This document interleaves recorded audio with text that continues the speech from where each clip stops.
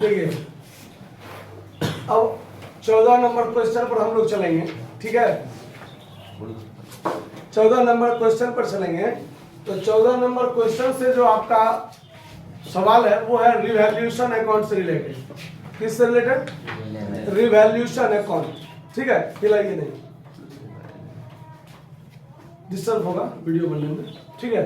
देखिए revaluation account का हम आपको थ्योरी के टाइम में बताए थे कि रिवैल्यूएशन अकाउंट क्या होता है। बारीकी से इस पर ध्यान दीजिए। अभी थोड़ा पहले थ्योरी समझा लेते हैं तब सवाल पर चलेंगे। रिवैल्यूएशन अकाउंट जिसको पुनर्मूल्यांकन खाता कहा जाता है। पुनर्मूल्यांकन खाता पुनर्मूल्यांकन जो है वो दो शब्दों से बना है। पुनः मूल्यांकन, पुनः मूल्यांकन का मतलब फिर से कीमत का हम गणना करते हैं। यानी आपका जो फर्म है और फर्म का जो पुनर्गठन हुआ है, तो पुनर्गठन के समय पुराना बैलेंस शीट जो आपका पिछला बैलेंस शीट है उसमें जो आपका संपत्ति है और आपका दायित्व है उसका वर्तमान मूल्य जो है आज के समय में, चूंकि पिछला बैलेंस शीट 1 साल पहले बना होगा, पिछला बैलेंस शीट 1 साल पहले बना होगा, क्योंकि जब पिछला साल आप क्लोजिंग किए होइएगा, खाता को क्लोज किए होइएगा, उस समय में आप बैलेंस शीट बनाए होइएगा। उस समय में जो बैलेंस शीट में आपका संपत्ति और दायित्व का जो मूल्य है अभी पुस्तक में, वो 1 साल में उसमें कुछ ना कुछ परिवर्तन हुआ होगा। क्या हुआ होगा? परिवर्तन हुआ होगा। तो परिवर्तन के कारण फायदा या घाटा तो हो सकता है। यानी आपके बैलेंस शीट के एसेट्स भाग में जो संपत्ति है मान लीजिए, तो संपत्ति का मूल्य में मान लीजिए वृद्धि हुआ तो आपको क्या हुआ? फायदा हुआ। संपत्ति के मूल्य में कमी हुआ तो क्या हुआ? घाटा हुआ, ठीक है ना। और वैसे ही दायित्व के मूल्य में यदि वृद्धि हुआ तो घाटा हुआ। कर्जा यदि आपका बढ़ा हुआ है तो क्या हुआ? घाटा हुआ। और यदि कर्जा आपका घट गया, आपका दायित्व यदि घट गया तो आपको फायदा हुआ, है ना। तो इस कमी और वृद्धि के कारण जो फायदा घाटा होता है, उस फायदा की गणना करने के लिए रिवैल्यूएशन अकाउंट बनाया जाता है। क्या बनाया जाता है? Revaluation account. समझ में आया बात? तो ये रिवैल्यूएशन अकाउंट आपको फायदा या घाटा का बोध कराता है। तो इसका मतलब ये कौन सा खाता होगा? नाम मात्र खाता होगा। ऑब्जेक्टिव में पूछेगा आपको कि पुनर्मूल्यांकन खाता है। Option A personal account, B real account, C nominal account, D में से कोई नहीं। तो आप क्या कहिएगा? नॉमिनल अकाउंट, क्योंकि पुनर्मूल्यांकन खाता हमको फायदा या घाटा का बोध कराता है। इसी का दूसरा नाम लाभ हानि समायोजन खाता है। क्या नाम है? लाभ हानि समायोजन खाता, यानी PL adjustment account. PL adjustment account दूसरा नाम। हाँ, अगर मान लीजिए आपको पूछ देगा कि लाभ हानि समायोजन खाता से आप क्या समझते हैं, तो इसका मतलब आपको पुनर्मूल्यांकन खाता के बारे में पूछ रहा है। इन्हें पीएल अप्रोप्रिएशन अकाउंट समझ जाइएगा, तो गलती कर दीजिएगा, ठीक है। चलिए, तो रिवैल्यूएशन अकाउंट क्या होता है वो समझ में आया। अब इससे संबंधित आपको पूछता है जर्नल एंट्री। इससे संबंधित क्या पूछता है? Journal entry. तो जर्नल एंट्री पर भी ध्यान दीजिए पूरा। पहले आज हम रिवैल्यूएशन अकाउंट के बारे में डीपली ध्यान देना चाहते हैं, क्योंकि ये रिवैल्यूएशन अकाउंट जो है इस चैप्टर के साथ साथ आगे 2-3 चैप्टर में और काम देगा आपको। रिवैल्यूएशन अकाउंट वाला बात आपको एडमिशन ऑफ पार्टनर में भी मिलेगा, रिटायरमेंट ऑफ पार्टनर में मिलेगा, डेथ ऑफ पार्टनर मिलेगा। अगले 3 चैप्टर में काम देगा। तो ये बहुत काम देगा, इसीलिए ध्यान से देखिए। अब इसमें कौन कौन सा जर्नल एंट्री बनता है, जर्नल एंट्री को समझ जाइए, याद करने की जरूरत नहीं पड़ेगा आपको। सबसे पहला, संपत्ति के मूल्य में वृद्धि होने पर, क्या होने पर? अब वृद्धि होगा तो ध्यान दीजिए, संपत्ति का खाता डेबिट से खुलता है। हाँ सर। उसमें वृद्धि डेबिट से होगा। यानी अगर संपत्ति में वृद्धि हो रहा है तो आप संपत्ति को डेबिट कीजिए। यानी संपत्ति के मूल्य में वृद्धि हो रहा है तो एसेट्स बढ़ रहा है ना, तो एसेट्स अकाउंट डीआर कीजिए। एसेट्स अकाउंट क्या कीजिए? डीआर कीजिए। 2 में क्या होगा? तो 2 में हो जाएगा रिवैल्यूएशन अकाउंट। रिवैल्यूशन अकाउंट एक नाम मात्र खाता है। अगर फायदा होता है तो क्रेडिट कीजिए, और घाटा होता है तो डेबिट कीजिए। नाम मात्र खाता का तो यही नियम है कि हानि व्यय को क्या करो, डेबिट करो, और लाभ आमदनी को क्रेडिट करो। तो संपत्ति के मूल्य में वृद्धि होने के कारण हमको क्या हो रहा है, फायदा हो रहा है। फायदा हो रहा है तो टू में रिवैल्यूशन अकाउंट करेंगे। क्या करेंगे, टू रिवैल्यूशन अकाउंट। ठीक है, चलिए नरेशन अभी हम नहीं लिख रहे हैं क्योंकि थ्योरी में आप लोगों को बताया है। अगर आप लिखिएगा तो being value of assets increased, value of assets increased लिख दीजिएगा, वृद्धि हुआ तो। दूसरा, ऐसे ही अगर हम लोग करेंगे संपत्ति के मूल्य में कमी होने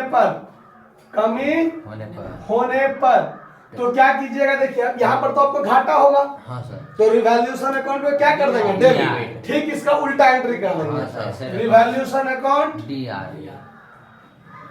रिवैल्यूशन अकाउंट डीआर, और टू संपत्ति के मूल्य में यदि कमी हो तो क्रेडिट किया जाता है। ठीक है, तो टू में क्या हो जाएगा, एसेट्स अकाउंट। ठीक है, वैसे ही narration being value of assets decrease.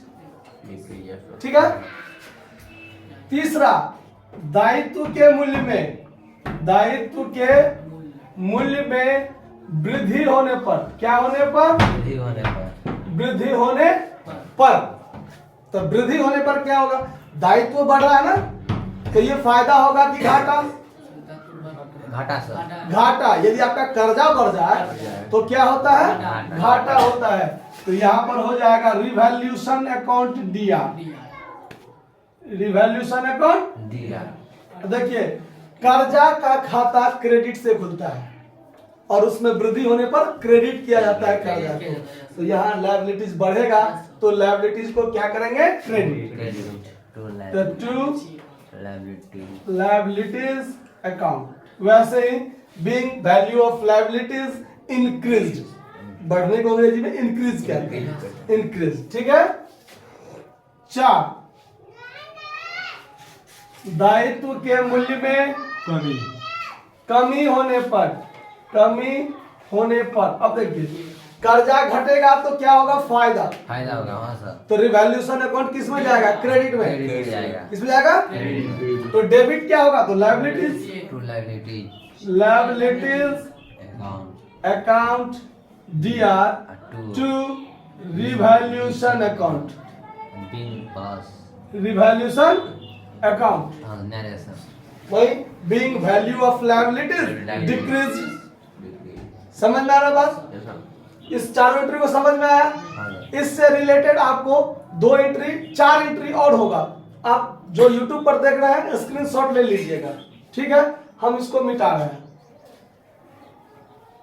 अब देखिए इसमें और रिलेटेड एंट्री क्या होगा, समझ में आ रहा है ना आप लोगों को। इसमें और रिलेटेड एंट्री क्या होगा, देखिए अलिखित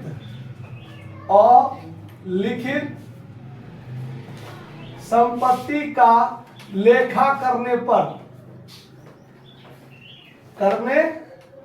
अलिखित संपत्ति मतलब कुछ ऐसा संपत्ति जो पहले से बैलेंस शीट में नहीं था लेकिन अब करना है। तो बात पर ध्यान दीजिए, पहले से बैलेंस शीट में नहीं है और अब करना है, तो हमारा संपत्ति बढ़ेगा कि घटेगा, बढ़ेगा ना। पहले से बैलेंस शीट में नहीं था लेकिन अब करेंगे तो संपत्ति बढ़ेगा। तो संपत्ति बढ़ने पर क्या होता है, एंट्री एसेट्स अकाउंट या टू रिवैल्यूशन अकाउंट। तो यहाँ वही एंट्री हो जाएगा, यहाँ हो जाएगा unrecorded assets account DR to revaluation account being unrecorded assets recorded. Narration लिख दीजिए। नरेशन आप कुछ भी लिख सकते हैं, बस तर्क मिलना चाहिए कि आप क्या कर रहे हैं। अगर ये नहीं मिला तो फिर दिक्कत है। छठा देखिए अगला एंट्री, अलिखित दायित्व को लेखा करने पर, अलिखित दायित्व का लेखा करने पर, अलिखित दायित्व। अब वही बात, पहले से लायबिलिटीज कोई ऐसा लायबिलिटी जो बैलेंस शीट में नहीं था लेकिन अब करना है हाँ, तो हमारा दायित्व बढ़ेगा या घटेगा? घटेगा। दायित्व बढ़ेगा। बढ़ेगा। पहले से नहीं था लिखा हुआ, अब लिखेंगे तो दायित्व बढ़ेगा ना। हाँ सर। अब दायित्व बढ़ेगा तो घाटा होगा, घाटा होगा तो रिवैल्यूएशन अकाउंट क्या होगा? रिवैल्यूएशन अकाउंट DR2 में क्या हो जाएगा? Unrecorded liabilities account being unrecorded liabilities recorded. ठीक है, अब देखिए 7वां एंट्री क्या होगा? फायदा घाटा वाला एंट्री हो गया सब। अब निचोड़ जो निकलेगा फायदा या घाटा, जो कौन बांटेगा? साझेदार। कौन बांटेगा? साझेदार में बांटेगा। तो रिवैल्यूएशन अकाउंट पर जो फायदा होगा उस फायदा को साझेदार बांटेगा। रिवैल्यूएशन अकाउंट को निचोड़ जो अगर मान लीजिए हानि आए तो वो हानि को भी कौन बांटेगा? किस अनुपात में बांटेगा? पुराना अनुपात। ये सब हमेशा पुराने अनुपात में बांटा जाएगा, ध्यान रखिए। क्यों? क्योंकि ये फायदा घाटा पिछला है, तो पिछला फायदा घाटा है तो पिछला अनुपात में होगा। आगे कोई फायदा घाटा होगा तो अब जो नया बनेगा उसमें बांटा जाएगा, है ना? तो देखिए अब यहां लिखेंगे रिवैल्यूएशन अकाउंट में लाभ होने पर, ध्यान दीजिए, रिवैल्यूएशन अकाउंट में जो लाभ होगा तो साझेदार आपस में क्या करेगा? बांटेगा। बांटेगा तो उसका पूंजी क्या होगा? बढ़ेगा। क्या होगा? बढ़ेगा। तो पूंजी बढ़ता है क्रेडिट से, तो क्रेडिट में क्या लिखेंगे? Partners capital. हाँ सर। तो डेबिट में क्या लिखेंगे? Revaluation account. क्यों? तो रिवैल्यूएशन अकाउंट में फायदा होने का मतलब उसका क्रेडिट शेष है। उसका कौन सा शेष है? क्रेडिट शेष है। तो क्रेडिट शेष को समाप्त कर रहे हैं ना, रिवैल्यूएशन अकाउंट के लाभ को क्या कर रहे हैं? बांटकर समाप्त कर रहे हैं। तो रिवैल्यूएशन अकाउंट को क्या करेंगे? डेबिट।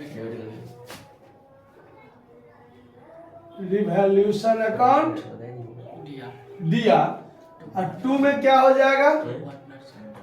Partners capital account. यहां पार्टनर्स कैपिटल अकाउंट, यहां पर आप जो है 2 में ओल्ड लिख सकते हैं, यानी जो पुराना होगा वही ना बांटेगा। ये एडमिशन ऑफ पार्टनर में न्यू भी होता है, तो न्यू को नहीं बांटा जाता है। कौन बांटता है? पुराना बांटता है। ठीक है, कभी भी पुराना साझेदार ही बांटेगा। तो अभी आप लोग चेंज इन रेशियो पढ़ रहे हैं, तो चेंज इन रेशियो में 3 साझेदार पहले से भी था, 3 साझेदार अभी भी रहेगा, 3 साझेदार अभी भी रहेगा। तो जो पुराना है तीनों, वही तीनों नया भी है, लेकिन पुराना ही बांटेगा। किस अनुपात में? पुराने अनुपात में। तो यहां लिख दीजिएगा नरेशन इसमें, बीइंग रिवैल्यूएशन प्रॉफिट, ऐसे शॉर्टकट में हम लिख दिए हैं। Being revaluation profit divided by old partners in their old ratio. समझ में आया बात? यहाँ से आपको एक ऑब्जेक्टिव भी हो गया कि पुनर्मूल्यांकन खाता के लाभ को या हानि को कौन बांटता है? पुराना साझेदार। कौन साझेदार? यही ऑब्जेक्टिव दूसरा तरीका से पूछेगा कि रिवैल्यूएशन अकाउंट के लाभ को पुराने साझेदार किस अनुपात में बांटेंगे? पुराने अनुपात में बांटेंगे, है? ये सब चीज ध्यान रखना है। फिर ऐसे ही 8वां एंट्री जो बनेगा, ठीक इसका उल्टा बात होगा। हानि होने पर रिवैल्यूएशन अकाउंट में हानि होने पर, हानि होने पर, तो ठीक, अगर हानि को साझेदार बांटेगा इसका मतलब रिवैल्यूएशन अकाउंट का डेबिट शेष है, तो उसको समाप्त करने के लिए क्रेडिट करेंगे। क्या करेंगे? क्रेडिट। और साझेदार हानि को बांटेगा तो उसका पूंजी घटेगा कि बढ़ेगा? घटेगा। तो पूंजी घटता है किस चीज से? पूंजी घटता है डेबिट से। तो यहाँ old partners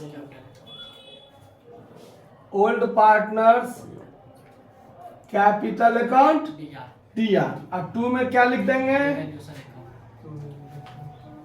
revaluation account. Narration वही चीज, being being revaluation loss divided by old partners divided by old partners, हाँ सर है ना, in their old ratio old ratio. इस ध्यान इस में पूरा बात को समझने में कोई दिक्कत नहीं सर ध्यान रहेगा? हाँ सर तो इस वीडियो में सिर्फ रिवैल्यूएशन अकाउंट से रिलेटेड बात रहने देते हैं। हाँ, सर। 14 नंबर सवाल अगले वीडियो में हम लोग देखते हैं।